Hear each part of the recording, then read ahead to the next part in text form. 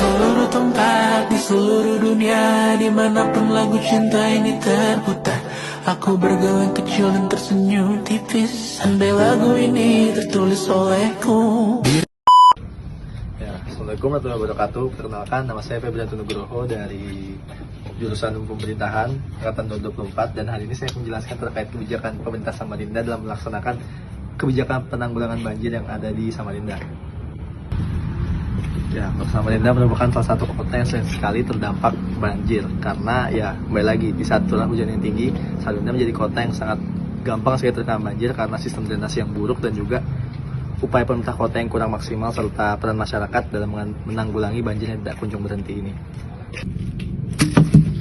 Ya, dalam pelaksanaan kebijakan pengendalian banjir di Samarinda, kita bisa melihat bahwa pemerintah sebenarnya sudah melakukan banyak upaya seperti melakukan revitalisasi kawasan pinggiran sungai, yang dimana kita bisa lihat di sini contohnya itu ada ODA, yang dimana ODA itulah salah satu proyek revitalisasi kawasan pinggir sungai, yang dimana kawasan ini berguna untuk memperbaiki atau memberikan tempat yang baru atau tempat yang baik dan efektif untuk mencegah banjir. Seperti kita lihat juga di ODA ini juga ada salah satu tempat wisata yang bisa jadi tempat wisata, yang dimana orang-orang bisa bersantai dan juga bersenggama lah di sini dalam melaksanakan kegiatan aktivitas di kawasan sungai. Terus juga dikutip dari hambatan yang saya ambil dalam petugasan kali ini, hambatan utama dari Samarinda itu ialah bagaimana kondisi geografis Samarinda itu terbentuk. Yang seperti saya tahu bahwa kata Samarinda yang sekarang kita jadikan sebagai kota Samarinda itu berasal dari kata sama dan rendah, yang berarti wilayah memang rendah. Wilayah memang rendah itu menciptakan banyak sekali masalah, terutama dalam banjir. Karena geografis Samarinda itu yang rendah, maka tidak heran kalau misalnya Samarinda itu gampang sekali terkena banjir. Itu hambatan yang pertama. Kemudian untuk hambatan selanjutnya, menurut saya hambatan itu terjadi karena partisipasi masyarakat yang masih kurang. Seperti kita lihat di sini, banyak sekali fasilitas yang sudah diberikan oleh pemerintah, tetapi masyarakat tidak bisa memakai atau menggunakan fasilitas itu sebagai sarana untuk efektivitas pengendalian banjir di Samarinda.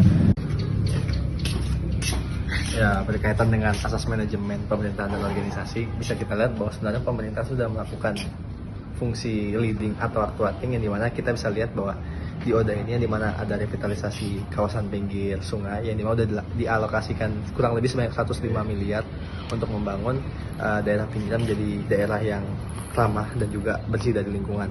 Dan kemudian juga seperti yang kita tahu, kalau misalnya fungsi leading atau actuating itu sebenarnya bertujuan untuk memberikan sarana yang lebih baik kepada masyarakat untuk menambah keefektifan dalam menyerap air, terkhusus pada saat cuaca yang lagi tidak bersahabat atau bisa dibilang cuaca yang tidak kondusif yang dapat menyebabkan banjir. Ditambah lagi dengan kondisi di mana Samarinda itu juga terkadang sering banjir, hal itu jadi PR lebih lah buat pemerintah dalam melaksanakan kebijakan actuating ini. Tapi dalam proses kebijakannya sudah dilakukan dengan sangat tepat, di mana pemerintah itu melakukan revitalisasi dan juga drainase yang baik untuk mengurangi bencana banjir yang terjadi di Samarinda.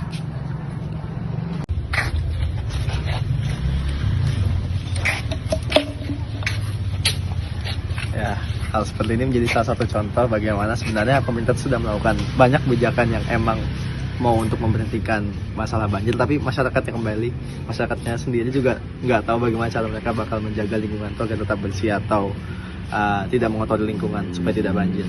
Hal ini juga bisa menjadi hambatan bagaimana kalau misal sebenarnya masyarakat itu sudah menjadi masyarakat itu adalah masalah utamanya, sedangkan pemerintah adalah pemerintah yang benar. Karena pemerintah sudah melakukan banyak acara atau banyak proyek yang sebenarnya itu menguntungkan masyarakat, tetapi karena masyarakatnya emang yang kurang paham atau emang tidak menjaga kebersihan, maka banjir itu tetap terus ada.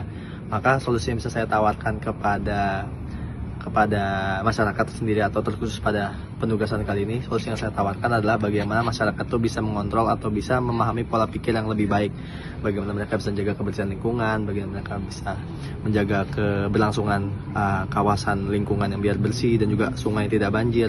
Hal-hal seperti itu bisa menjadi salah satu cara atau solusi yang saya tawarkan bagaimana biar masalah banjir di Samarinda itu bisa dihentikan. Kembali lagi, nggak jauh dari permasalahan itu, biarpun masyarakat sudah diberikan fasilitas yang baik oleh pemerintah, tetap saja jika masyarakat itu tidak bisa menggunakan fasilitas dengan baik, maka ya sama saja itu hal yang sia-sia. Itu juga sama terkait kebijakan pengendalian banjir di Samarinda. masyarakat sudah memiliki fasilitas yang cukup untuk menghentikan bencana banjir, tapi tetap saja pemerintah sudah memberikan banyak manfaat atau banyak fasilitas, tetap saja tidak bisa digunakan oleh masyarakat untuk menciptakan lingkungan yang bersih dan tidak terbebas dari banjir. Jadi ya solusi yang saya tawarkan adalah perbaiki dulu pola pikir dari masyarakat supaya mereka itu paham bagaimana caranya sesuatu itu bisa diberhentikan lewat pengendalian dirinya mereka sendiri. Pengendalian diri mereka yang sudah baik bisa menciptakan masyarakat yang unggul, terampil dan baik dalam menjaga kebersihan lingkungan agar tidak terjadinya hal-hal banjir yang seperti di Samarinda. Hal-hal banjir itu sudah sangat-sangat meresahkan lah, sudah sangat-sangat sering ada dan tidak mungkin berhenti ya karena apa? Karena masyarakatnya juga nggak bisa mengontrol mereka untuk bisa menjaga kebersihan dan berlangsungan lingkungan supaya tidak banjir. Cukup.